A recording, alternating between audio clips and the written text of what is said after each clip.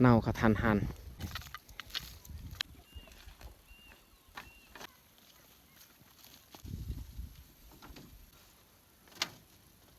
ผักอันนี้นี่เป็นผักที่เรากินแซ่บแต่ว่ามันแก่แล้ว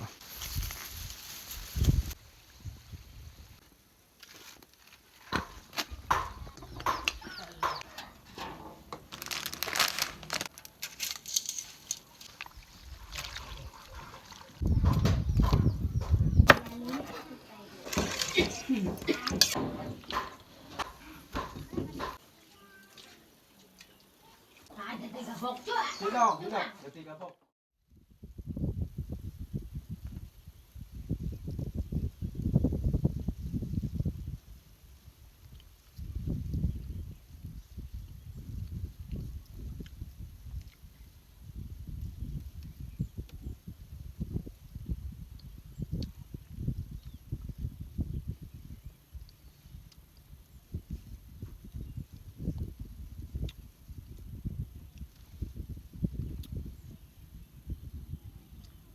กราบทักทายสบายดีพ่อแม่พี่น้องเบิดสู่คู่สู่คนสบายดีตอนเช้าสำหรับวันนี้ขอแก่ผ้าเตื้อยขึ้นมาอยู่เทิงไฮคือตอนนี้กับพวกเรานั่งอยู่เที่ยงไฮจุดประสงค์วันนี้นี่แมนเฮาสิออกไปตัดลำมันต้นเพื่อเฮาจะปลูกต่อมันต้นที่เฮาปลูกเพื่อกินบ่แม่นมันไทยนี่เฮาจะบ่ได้ปลูกเลยเพราะว่าเขาบ่รับซื้อบันก้อนนี่เฮาค้นกระสอบมันจากเทียงนี้ไปไว้อยู่แคมทางก็ยังคือเก่าโทรหาคนเวียดหันกะแล้วว่าตัวเองกลับเวียดแล้วตายคักแล้วบาดนี้เฮ็ดยังก็บ่มีคนซื้อเมื่อยละมีแต่เฮาปลูกมันที่เฮากินนั่นแหละเพื่อเฮาอยู่รอดขันกินแต่ข้าวเหนียวสดๆนี่ว่าพอกินต้องได้ปนกับมันตลอดอาชีพอยู่บ้านเฮาโอเคไม่แต่ทุกคนติดตามเบิ่งติดตามชมกับพวกเฮาได้ใน1 วันนี้หวานดีเลยมากล้วยนี่มันใหญ่ยังบ่ทันสุดแต่ว่ามันหักสะกอนต้นมันหักลงก็เลยเฮาตัดออกแต่ก็หวานแบบว่าลักษณะมันเฮิมหวานเฮิม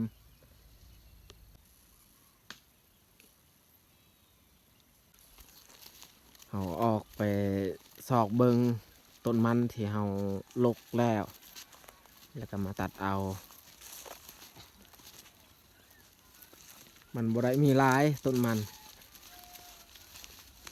เพราะว่าเฮาปลูกก็บ่ได้ที่นะเป็นจุดเฮาปลูก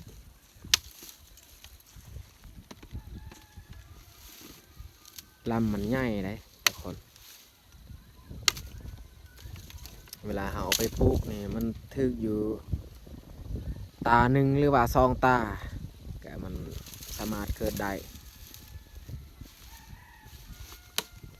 เฮาปลูกมันเฮานี่เฮาบ่ได้ปลูกแนวตั้งปลูกรวงนอนเอาคันเฮาปลูกตั้งคือมันไทยนี่เฮาย่านว่ามันบ่ดกหัวมันบ่ใหญ่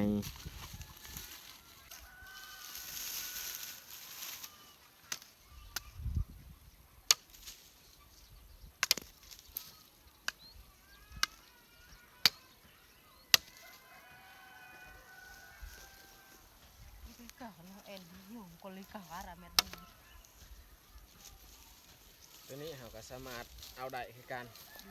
งาของมันคันว่าง่ามันแตกแล้วเราบ่สามารถเอาไปปลูกอีกตอนนี้นี่ตาของมันแต่ละอันยังบ่ทันแตกถ้าว่าฮอดเดือน4 เดือน 5มันแตกแน่นอนนี่ตัวนี้แตกแล้วทุกคนเลย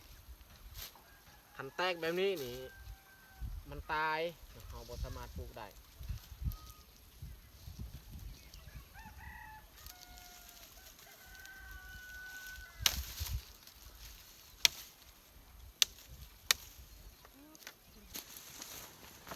โอ้หนูได้นี่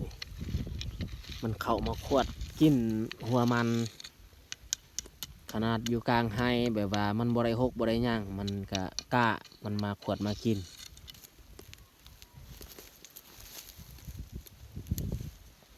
อันนี้ต้นที่มันล้มอันนี้เราจะตัดเอาเลย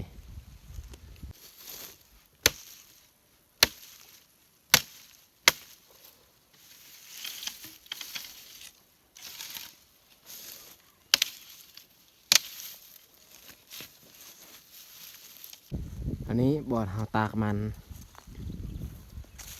แต่ว่าเฮากู้บ่เบิดเพราะว่ามันเน่าถือฝนตกมาเน่ากระทันหันก็เลยบ่ได้กู้เสียแหงละละเฮาขุดแล้วก็เฮาซับเอามาตาก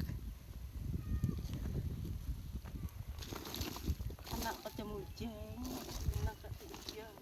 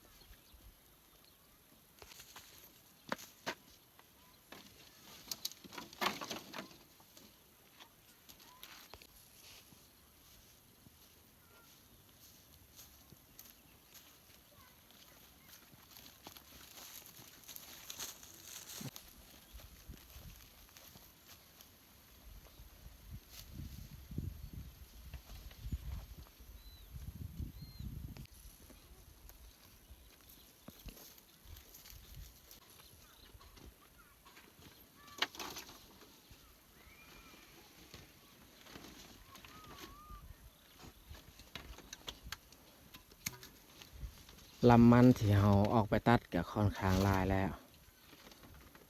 มันแต่เฮาสิยัดใส่กะลางเทียงเพราะว่าตอนนี้นี่เฮายังบ่ทันปลูกเฮาปลูกนี่ในเดือน4พุ่นละเดือน4นี่น่าจะมีแล้วฝนตกช่วงเดือน3วันนี้นี่เฮาปลูกได้คือกันแต่ว่าฝนจะบ่ตกเฮ็ดให้ผลปลูกของเฮามันจะขยายช้าปลูกช่วงฝนตกนี่มันเกิดไวใหญ่ไวเอาเต้ยว่าสีปะอยู่นี้อยู่ทึ่งอันนั้นเถียงเลยขันหอปะอยู่กลางนี่ยานว่ามีปวกมันมากัดมากินปะอยู่นี้มันจะดีกว่าแล้วการปะนี่เขาเลือกเอาลำใดลำยาวนี่เขาจะปะกรอยู่นี่แล้วลำสั้นจึงปะเบื้องเทิงปะแต่อยู่เทิงอยู่นี่เขาสามารถนั่งได้มันยังกวางอยู่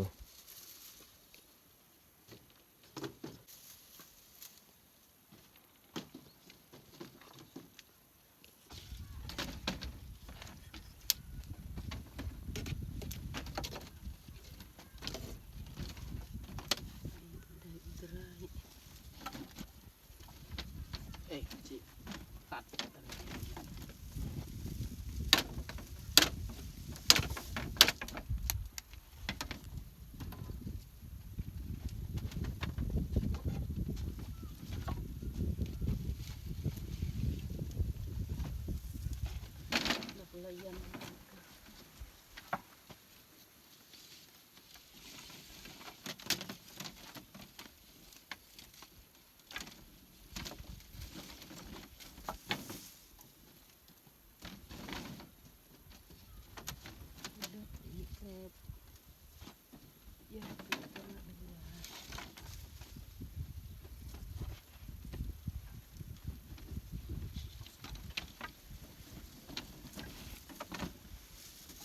ป้าอยู่เทิงเทียงไห้อันนี้นี่มันน่าจะบ่แตกง่าย เพราะว่ามันบ่ถึกน้ำฝนถ้าว่ามันยังอยู่กลางไห้นี่ฝนตกอีก4-5 มื้อมันแตกแน่นอนบางล่ำก็มันแตกออกมาแล้วจากตาของมันก็เลยเราต้องฮีบตัดเอามาไว้บอนบ่ถึกฝน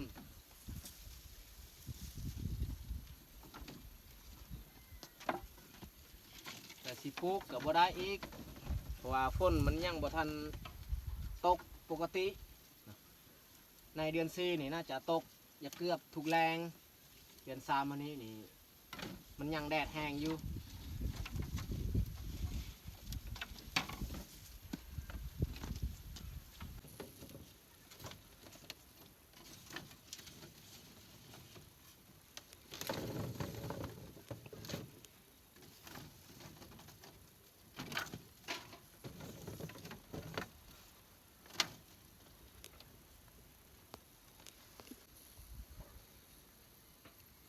เรียบร้อยเอาเก็บ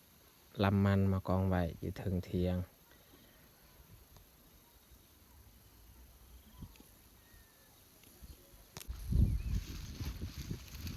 ผักอันนี้นี่เป็นผักที่เรากินแซ่บแต่ว่ามันแก่แล้วเราเก็บกินบ่ทัน ผักนี่หัวใหญ่ ลกเอา2 ต้น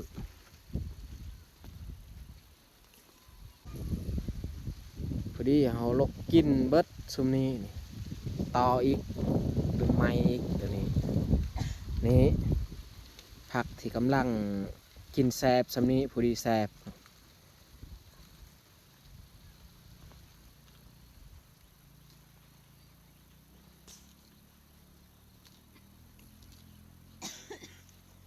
เบื้อนี้เราก็ปลูกไม้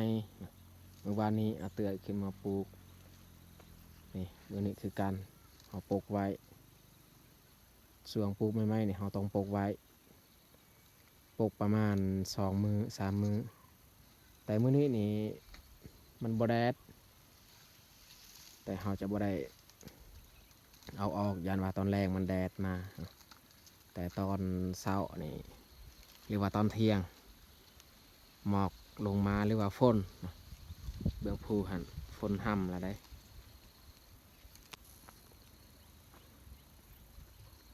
ผักสลัดก็เริ่มแก่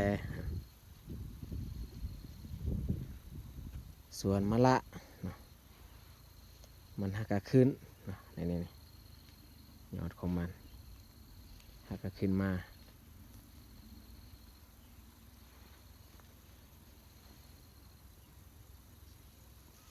ให้ขึ้นมาทางนี้คืออันนี้ที่ค่อนข้างยาวนี่โอ้มีดอกแล้วทุกคนเลยนี่ดอกของมันคันมีดอกแบบนี้นี่มีโอกาสมากมันจะเกิดขึ้นมา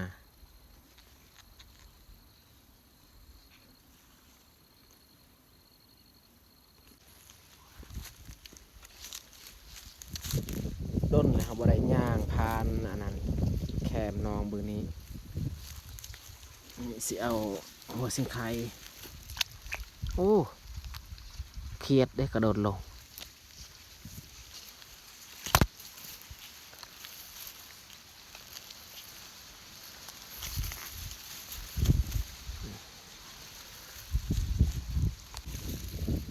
สำนี้น่าจะพอกินแล้วเอาว้าวทุกคนหวกคันคากหวกสีดำผักบงก็บ่ค่อยงามนี่เขาปลูกผักบง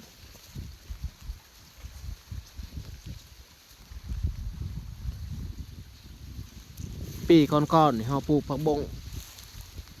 อ้อมหอบอันนั้นน้องของเฮาแต่ว่าเบื้องนี้ที่เราเห็นมันยังเกิดอยู่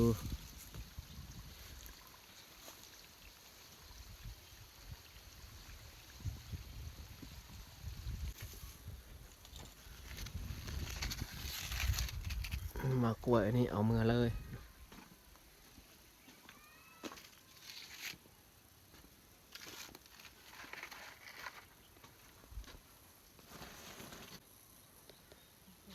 ใบพักที่มันแก่นี้นี่เราเอาเมื่อเลี้ยงให้หมูให้ไก่กินกับบ่ได้เนาะมันแก่แห้งแล้ว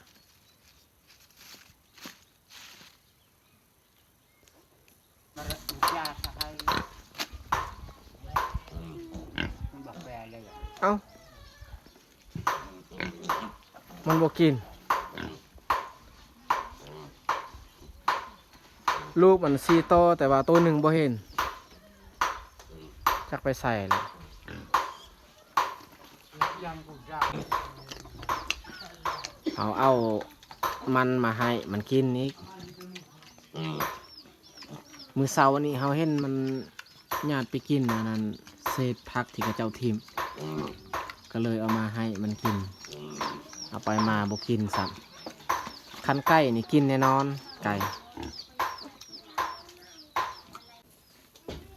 คอยให้น้องแยกต้มน้ำเอาสิลวกข้าวปุ้นคอยสิเฮ็ดเนื้อจะหน่อย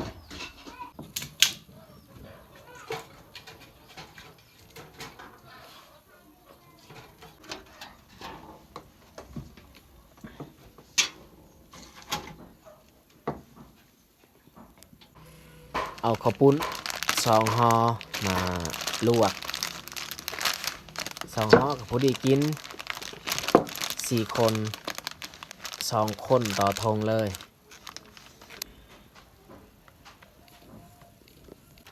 ให้น้องแยกชีสแล้วก็ใส่หม้อ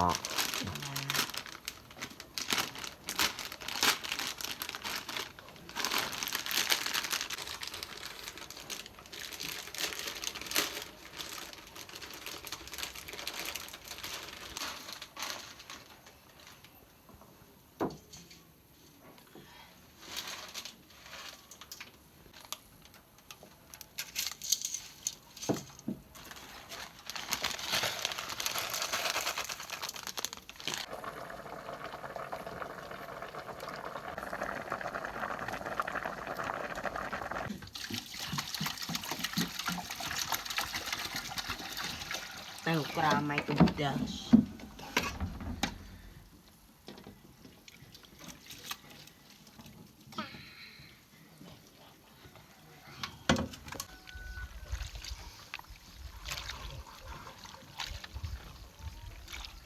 ย่อขึ้นเลย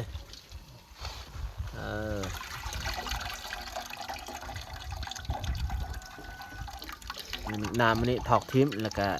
ถอกน้ำใหม่อีก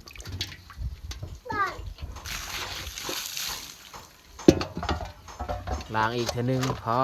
อ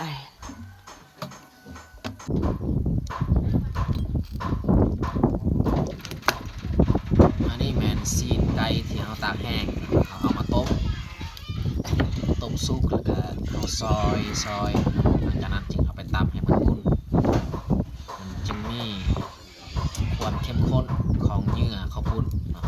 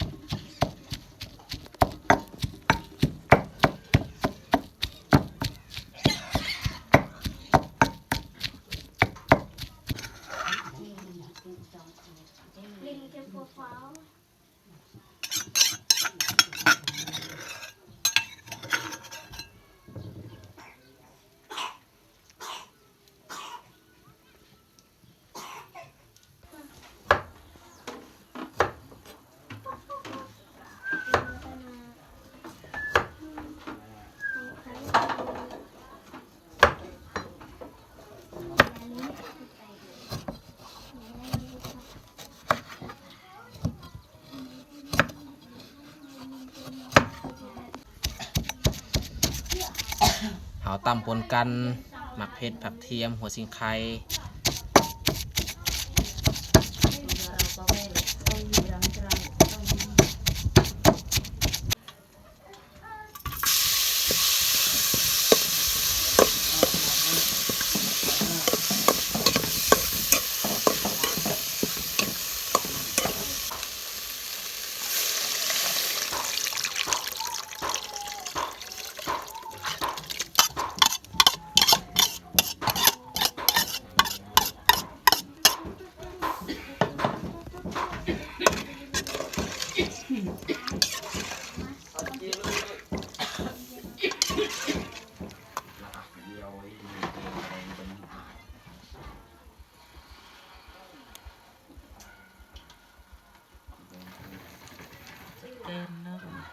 ดูระหว่างพี่กับนางใครจะหนาวกว่ากันทางไงอยากหัวการนะตาไม่ใหญ่เลย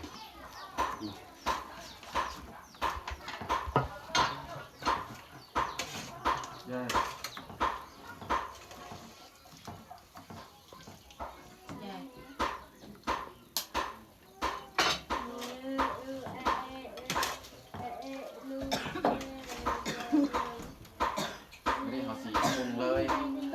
ลงมา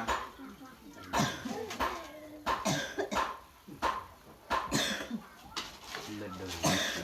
ใหญ่กับอะไรได้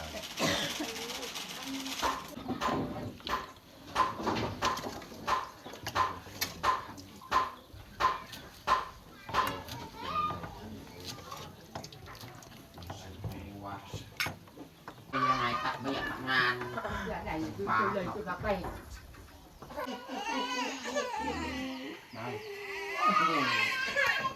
แย่หัวเลย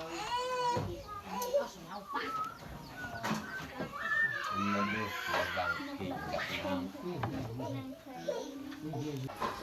เรียบร้อยหอแบ่งข้าวปุ้น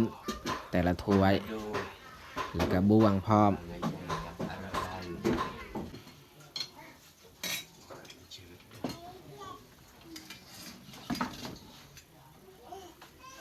ตอนนี้พวกเราทุกคนก็มานั่งห่วงพาแต่ว่ากินคนละถ้วย เอามาทุกคนมากินข้าวเที่ยงกัน เต้าเป็นปลาแดงของเรามันจะชั่วเดี๋ยวมันจะชั่วมันจะชั่วเราก็มันจะไกลจะเล่นหมัดกันจ้ะมาจะได้ทายจะเล่นบาเล็ก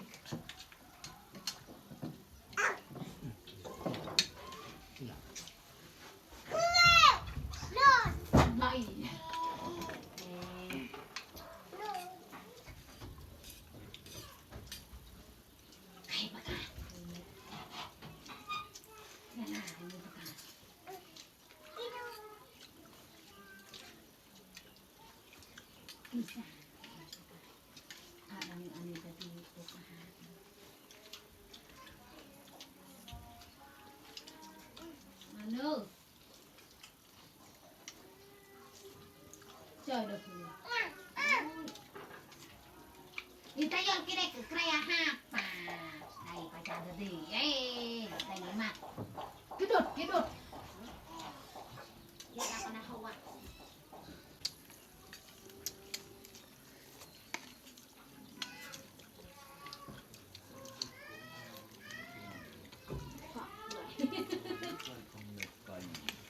Đừng tự ngọt quá. ได้ใส่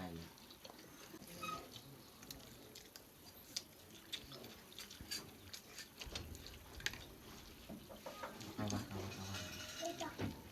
Cô sai. จามใส่ Đó nghe cô thật hài. ไม่ดอกanh Quá mẹ ăn đi cứ nào. Ơi, nó làm. đây Chứ đâu không bị ra đây đâu.